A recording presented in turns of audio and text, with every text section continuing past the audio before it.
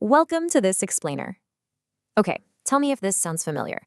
Have you ever found yourself in a really tricky situation and you've analyzed it perfectly from every possible angle? You figured out exactly what needs to be done, and then you just completely stumbled when it actually came time to execute?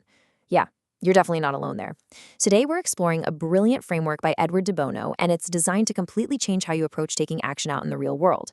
We're unpacking the 6 action shoes. So if you want to become a master of effective, targeted action in absolutely any situation, you are in the exact right place. Okay, let's dive right into this. Very few of us get to just sit around and think all day. Eventually, we have to actually do something. You might plan this incredible new strategy for your business or map out a super complex project, but sooner or later, you've got to get up from your desk and implement it. And often we fall into this trap of assuming that once the thinking is done, well, the action part is easy and obvious. We think it's as simple as walking down a clearly marked road, but as we all know from painful experience, it's really not that simple. Thinking lays out the road, sure, but walking it requires an entirely different set of skills. Execution just has a way of introducing a lot of messy reality that our perfectly crafted plans never really accounted for. Now, if you're familiar with Edward de Bono, you might already know his incredibly famous 6 thinking hats method. It's a fantastic tool for meetings and brainstorming. You ask someone to put on their black hat to look for dangers or their green hat for creative ideas. But the thing is, those hats are all about mental role-playing. You can swap a hat in your mind in a split second while sitting comfortably in a nice, air-conditioned boardroom. Shoes, on the other hand, shoes imply something very different. Shoes imply action. They mean stepping out of that boardroom and getting your feet dirty in the real world. I mean, if you aren't walking anywhere, you don't need shoes. They are about a physical, practical journey toward a destination. And just as different situations require different types of thinking, different situations require very different styles of action. To capture this crucial difference, de Bono introduces a really fascinating concept, operacy. It shares the exact same base meaning as operations. See, de Bono argues that our education systems spend a massive amount of time teaching us description and analysis. We're taught how to read, how to do math, how to analyze a piece of literature, and that's all great. That's the academic tradition. But the real world demands more than just knowledge, it demands the actual skill of taking action. Operacy is the ability to get things done effectively. Think about your own time in school. How much time was actually spent on the practical skill of execution versus just memorizing theoretical knowledge? Operacy is absolutely just as vital to our success, if not more so, than literacy and numeracy. So how do we typically train for operacy? Well, traditional training usually falls straight into what we can call the perfect person trap. We basically try to train someone to be a flawless robot who is perfectly appropriate in absolutely any situation they might face. But come on, how do you actually train perfection? Usually, organizations try one of 2 flawed methods. Method 1 is establishing rigid codes of behavior, expecting people to follow them to the letter without any deviation, completely regardless of the context. Sure, this avoids mistakes, but it totally destroys flexibility and basic common sense. Then there's method 2, which is the exact opposite. Establish general guiding principles and just let people figure it out on the fly. But honestly, if those principles are too detailed, we just forget them. And if they're too broad, they don't actually guide our specific actions when we're under pressure.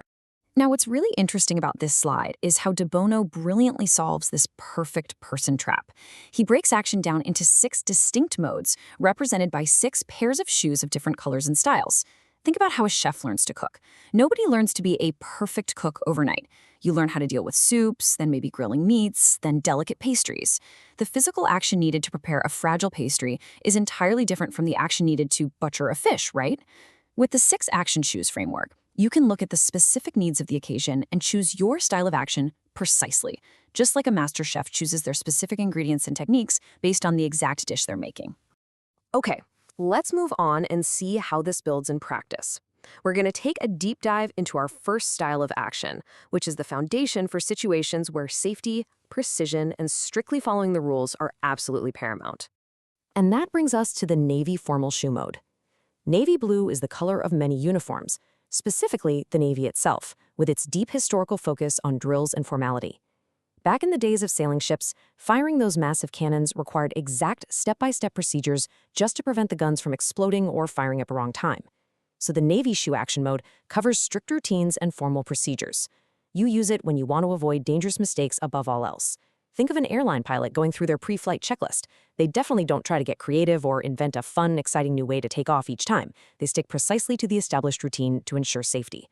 When you are in Navy mode, you don't waste precious energy making decisions. The procedure literally makes the decisions for you, taking all that heavy burden of choice right off your shoulders. Now, I know what you're thinking. We hear the word routine and we immediately think of this stifling, slow-moving bureaucracy that completely kills all initiative. And it's true, a locked room is a highly restrictive structure. But listen to this. Routines can also be incredibly liberating structures. Think of them much like a ladder that allows you to easily reach places you just couldn't otherwise get to. For example, Bono actually mentions developing a strict routine of checking every single drawer in a hotel room before checking out, even the ones he knows for an absolute fact he never opened. Why on earth would he do that? Because having that simple Navy-style routine completely frees his mind from that heart-dropping panic of realizing halfway to the airport that you left your passport, wallet, or phone charger behind in a nightstand. Navy action allows us to run on autopilot safely, which completely frees up our brain power to focus on much more complex, demanding issues. But of course, life isn't always a neat little checklist, is it? Sometimes we find ourselves in completely unknown territory, where following a routine is literally impossible, mostly because we simply don't know what's going on yet. And that requires a totally different approach. Enter the gray sneakers mode. Picture the gray matter in your brain working hard, or imagine a thick gray fog where it's super difficult to see clearly ahead of you. Now, sneakers are quiet. When you wear them, you can pad around casually and relaxed without drawing any attention to yourself. This mode is entirely about exploration, investigation, and the neutral collection of evidence. When you step into the gray shoe action mode, you are just sneaking around, listening, and exploring to gently remove that fog of ignorance. Your single overriding goal is just to get information without disturbing the environment around you. And this quote brilliantly illustrates the whole concept. Sir Arthur Conan Doyle's famous detective Sherlock Holmes mainly involved himself in gray sneaker action. Think about it. Holmes doesn't burst into a room making wild accusations or rushing to early conclusions. No way. He quietly, inconspicuously gathers the facts. He follows the clues exactly where they lead, and he observes without any bias. In gray mode, there are absolutely no heroics. You are just tracking down the information. You'd use this mode when, say, you're trying to figure out why a massive project at work has suddenly stalled. You don't go barging in, pointing fingers, or enforcing routines. You just gather the facts quietly so you can understand the real landscape before making your move.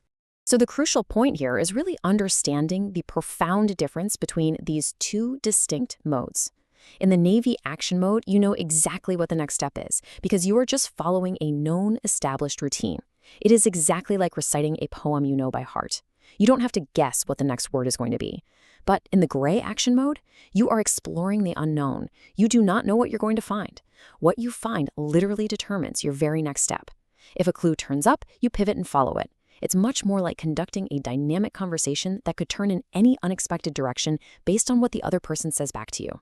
Now, with the thinking hats, you only ever wear one hat at a time to focus your thoughts. But we wear two shoes in a pair, and this turns out to be a massive advantage when it comes to taking action. Why?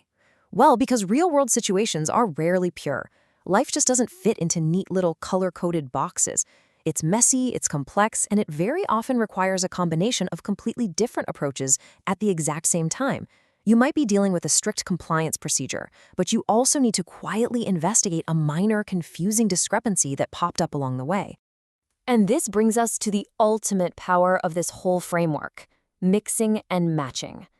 Step 1 is to just step back for a second and identify the mixed needs of your specific situation. Step 2 is combining the shoe colors to perfectly tailor your response. For example, let's say you're a doctor responding to a crisis. You absolutely need the orange gumboots of cold, calculated emergency procedure, but you must simultaneously pair them with the pink slippers of warm, human compassion for the terrified patient. By simply combining these base colors, you achieve incredible flexibility. It's exactly the way a painter combines just a few basic primary colors on a palette to produce an infinite variety of complex shades. You don't have to learn endless, complicated situational manuals. You just learn the basic shoe colors and put on the pair that fits the unique moment you are facing right now. From the highly structured, safe routines of the Navy formal shoe to the quiet, investigative padding of the gray sneaker, mastering operacy really just means knowing that every single challenge requires a specific, intentional style of action. It means stopping for just a moment before you act to consciously decide how you should be acting rather than just reacting blindly to whatever is in front of you. So, as you face your work, your projects, and your life today, Look at the problems in front of you and ask yourself, which pair of shoes do you need to step into next? Thank you so much for exploring the 6 action shoes with me in this explainer, and I seriously challenge you to test this out the very next time you need to turn your brilliant thinking into effective action.